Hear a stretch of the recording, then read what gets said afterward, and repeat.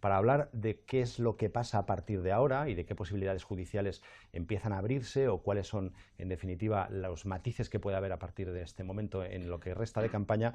Está con nosotros Ignacio González, le conocéis porque ya ha estado en este programa, es el portavoz de Jueces y Juezas para la Democracia. Ignacio, gracias por estar aquí. Gracias a vosotros. Por dejarlo claro, entonces, lo que ha pasado hoy es que el juez se desentiende absolutamente del asunto porque España le dice que no hace falta que tome cartas en el asunto. Vamos a ver, explicándolo muy didácticamente, en su momento la jueza de instrucción del Central de Instrucción de la Audiencia Nacional, Carmen Lamela, lo que hace es dictar el auto de prisión para los exconsejeros y el exvicepresidente Oriol Junqueras, y en el caso de Puigdemont y de los demás exconsejeros que se habían ido a Bruselas, a Bélgica, lo que hace es dictar una orden europea de detención. A partir de ahí estamos en un procedimiento que no es estrictamente administrativo, como sería una extradición, sino que estamos en un procedimiento, una extradición simplificada, donde es una intervención solamente judicial, es entre autoridades judiciales. Bueno, pues Puigdemont en ese momento se abre un procedimiento judicial en Bélgica y la cuestión consiste en si acepta ser entregado a España o no. Puigdemont se opone y entonces entra, bueno, pues se aplica la ley que es común a los diferentes países, pero como estamos en un proceso de construcción europea muy lento, los países no han llegado a un reconocimiento judicial automático de todas las resoluciones. Existe una cierta resistencia por parte de los Estados y, bueno, hay un principio que es el de la doble tipificación. Bueno, pues en ese listado de 32 delitos no figura ni la rebelión ni la sedición tal como están configurados en España. ¿Qué es lo que esto ocurre? Esto lo que provoca es que solo la entrega a España se produciría por el resto de los delitos, pero no por los más graves que serían rebelión y sedición. Sería por malversación, prevaricación y desobediencia. ¿Qué ocurriría en última instancia? Que de haberse producido la entrega a España, quedaría de mejor condición las personas que se fueron a Bélgica que los que quedaron en España. Los que quedaron en España pueden ser investigados por todos los delitos, inclusive rebelión y sedición, y en el caso de Bélgica lo que se produciría es que sería entregado a España Puigdemont y los otros exconsejeros, pero limitado la investigación solo a malversación, desobediencia y prevaricación. Obviamente, entonces, ¿qué es lo que pasa? En ese momento el juez instructor del Tribunal Supremo lo que hace es decir, bueno, voy a retirar esa orden europea de detención, sin perjuicio que la puede volver a solicitar posteriormente, pero la retira. Solamente mantiene la orden de detención a nivel del Estado español. Es decir, que el señor Puigdemont ahora mismo, si regresa a España, sería inmediatamente detenido. Pero si se mueve a otro país que no sea Bélgica y dentro de la Unión Europea, por ejemplo a Francia, lo que sí es previsible es que el Tribunal Supremo emitiera nuevamente una orden europea de detención en Francia, en este caso. Y es muy probable que Francia, en la doble tipificación, sí esté recogida la rebelión. Pero por poner el caso práctico, digamos, Puigdemont coge el coche y empieza a atravesar Francia. Tarda 6 horas en atravesar Francia hasta llegar a la frontera con Italia, por ejemplo. Sí. En ese tiempo en el que está en territorio francés, el sistema judicial tiene la agilidad suficiente como para emitir esa orden, que esa orden llegue a Francia, que Francia dé la orden de ejecución y que le paren en una gasolinera y le detengan, o todo esto estamos hablando de días. Hombre, en esas horas sí que daría tiempo. Bueno, yo sospecho, y es fácil de imaginar que el señor Puigdemont esté vigilado de cerca por los servicios secretos españoles, ¿no? En esas horas, en ese interín de 6 horas, pues sí daría tiempo a que se le pidiera al juez de instrucción del Tribunal Supremo que emitiera una orden internacional de detención. En ese caso sí habría la posibilidad de que fuera detenido en el viaje hacia Italia o hacia España. Quiero que escuchemos unas declaraciones que hizo Carles Puigdemont ayer en un acto electoral. No le quiero pedir, evidentemente, una opinión política, pero cuando escucha esto, ¿cuál es la respuesta que un jurista tiene ante los argumentos que utilizaba Carles Puigdemont sobre el efecto que debían tener las urnas en su situación jurídica? Esto es lo que decía. Es evidente que la investidura no se puede hacer ni en Bruselas ni en la cárcel. Solo se puede hacer en el Parlamento. Y ahí me refería yo a cuando apelaba a respetar la decisión de los catalanes. ni en prisión uno puede ser investido presidente. Tiene que salir, tiene que estar en libertad, al menos el tiempo para poder ser investido. Y luego tiene que estar en libertad para poder ejercer la responsabilidad del cargo que le han conferido los votos de los ciudadanos. Y esto, para mí, pesa más que el peso de las esposas. Si realmente los catalanes quieren que haya ese gobierno, hay que hacerlo posible. Y esto es incompatible con el exilio y con la cárcel. Sí. Vamos a ver, yo, si me permite, por un lado creo que hay las responsabilidades políticas y por otro lado las responsabilidades penales. Y desde Jueces para la Democracia nosotros siempre hemos dicho, a propósito de la corrupción, que una cosa son las responsabilidades políticas que se ventilan en unos comicios electorales, pero por otra parte está el aspecto que se está ventilando en los tribunales de justicia y que es por la comisión de unos delitos. Entonces creo que decir que en las urnas se puede, digamos, responder ante unos delitos concretos, creo que no es cierto. Primero porque no estamos en presencia de unos presos políticos, estamos en presencia de unos políticos que han incurrido en responsabilidades penales, que es muy distinto. Es verdad que el auto que ha dictado el señor Llarena es un auto no político, sino con trascendencia política, porque todo este procedimiento judicial que se está llevando a cabo, se puede discutir o no la rebelión, la sedición, y nosotros desde Jueces para la Democracia somos muy críticos con el concepto de violencia que ha utilizado en su momento en la querella el fiscal general del Estado.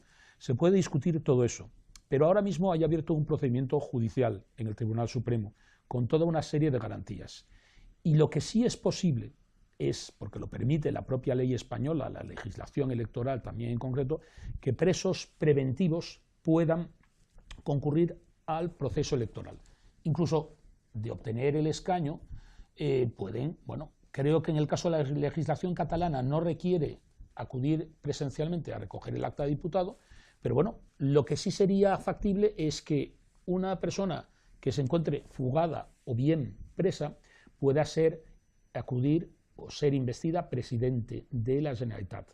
Sería más una investidura simbólica, porque en todo caso el hecho de poder pedir permiso a la autoridad judicial para desplazarse a Barcelona, al Parlamento, para ser investido, bien, pero lógicamente debería de retornar al centro penitenciario. Sería una investidura simbólica, porque es incompatible estar preso preventivo y estar dirigiendo los designios de una comunidad autónoma tan importante como es Cataluña. Si se diese ese caso, el hecho de que una persona, en este caso como Carles Puigdemont, sea investido como presidente de la Generalitat en un futuro de semanas, en ese momento, en el acto de investidura, ¿podría cambiar su situación jurídica en cuanto a ser preso preventivo o no ser preso preventivo, o estar más blindado ante, por ejemplo, el hecho de estar en la cárcel? No, eso no cambiaría. No, y fíjese además, no, es decir, por un lado van los tiempos de la justicia y por otro lado los tiempos de la política. Fíjese más, incluso hay varios de los que están actualmente en prisión que son candidatos a obtener el acta de diputado. En un Parlamento que se prevé tan fraccionado, donde el voto de uno o dos diputados va a ser decisivo para decantarse en un bloque o en otro, pues lo previsible es que corran lista, porque no creo que en esta previsión de composición del Parlamento se pueda permitir una fuerza política tener diputados en prisión y que, por tanto, serían votos que perderían. O de otra manera, sería lo que ocurrió en su momento con la formación vasca Herri Batasuna, al no estar presentes en el Parlamento, bueno, pues la mayoría absoluta se rebajaría, ¿no? Hoy el juez del Tribunal Supremo ha vuelto a rechazar que Jordi Sánchez, el líder de Asamblea Nacional Catalana, salga para hacer campaña. Entre otras cosas, le ha dicho que hay 84 miembros en la lista en la que él compite, en la que él participa, que pueden hacer campaña en su nombre, y que además él, cuando se presentó en estas elecciones, ya conocía su condición de preso porque estaba en la cárcel. El otro día Oriol Junqueras, en una carta, también advertía que la situación penal en la que está, o la situación de preso preventivo, está perjudicando a su campaña electoral. Yendo hacia el futuro, ¿este tipo de situaciones pueden ser razón para que un partido político o un candidato impugne o intente invalidar las elecciones del 21D? No, no. Es verdad que es un tema interesante y además inédito el que se está planteando ahora mismo en estos comicios electorales, porque tenemos candidatos que están privados provisionalmente de libertad. Insisto provisionalmente de libertad porque gozan del principio de presunción de inocencia. Yo creo que la decisión del señor Llarena es una decisión que puede ser criticable en el sentido de que habría que ver cuáles son los bienes que están en presencia. Cuando una persona es privada de libertad es solamente supone una limitación lo más restringida de sus derechos, que es la libertad deambulatoria.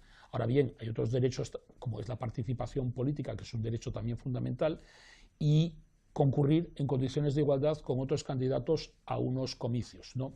Entonces, yo creo que hubiera sido perfectamente factible que el señor Jordi Sánchez hubiera podido, bueno, pues participar en la campaña electoral. Es verdad que en el auto el propio señor Llarena establece unos perjuicios que se causarían, sobre todo de alteración del orden público, en las manifestaciones que se producirían. Hay que tener ciertamente los autos delante y tener un conocimiento acabado de todas las peticiones que se han formulado, valorar perjuicios, beneficios. Yo creo que probablemente habría que haber hecho una interpretación más pro libertad y haber favorecido a candidatos, ¿no?, que concurrieran en condiciones de igualdad en la campaña electoral, a fin de que pudieran, al menos desde el punto de vista de la legitimidad democrática, no impugnarlos en ese punto de vista, porque desde luego desde el punto de vista de la legalidad es indiscutible que estos señores están privados provisionalmente de libertad porque se les imputa unos delitos muy graves y frente a eso poco se puede hacer. Por resumir entonces, porque como hemos judicializado tanto todo esto, no existe la posibilidad de que el día 22 Oriol Junqueras vaya a un juez y diga impugno estas elecciones porque yo no he podido competir en igualdad de condiciones. No, okay. No se podría impugnar un procedimiento electoral. Además, en todo caso, está la decisión del juez y en última instancia también está la Junta Electoral Central. Pero no, saben que el hecho este les ha supuesto esta desventaja con otros candidatos y, en fin, pero es que además no solamente esto, una vez que se constituya el Parlamento, aquellos candidatos que estén privados de libertad o fugados que obtengan el acta de diputado, pues tampoco van a poder ejercerlo el acta de diputado, solo en perjuicio de que su propia formación política pierda algún diputado en votaciones decisivas. Y una última cosa, ¿se puede cerrar una campaña electoral en las puertas de una cárcel o un acto electoral en la puerta de una cárcel?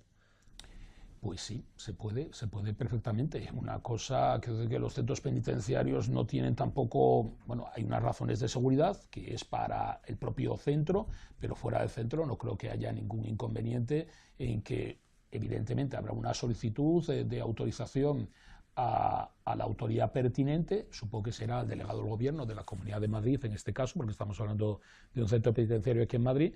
Simplemente, insisto, eso tiene más carácter simbólico, de estrategia electoral, pero que real, porque francamente, bueno, pues hacerlo aquí delante de un centro penitenciario es porque se está pensando, evidentemente, que el principal candidato, que será el señor Oriol Junqueras, está recluido en ese centro.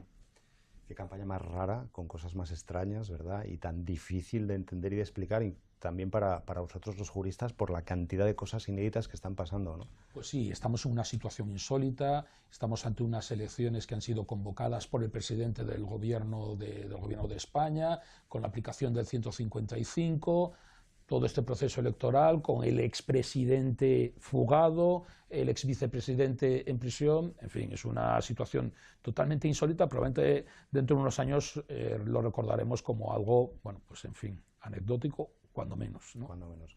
Ignacio González, portavoz de Jueces y Juezas para la Democracia, gracias por estar en el programa. Esperamos volverte a ver pronto, probablemente, seguramente. Gracias a vosotros.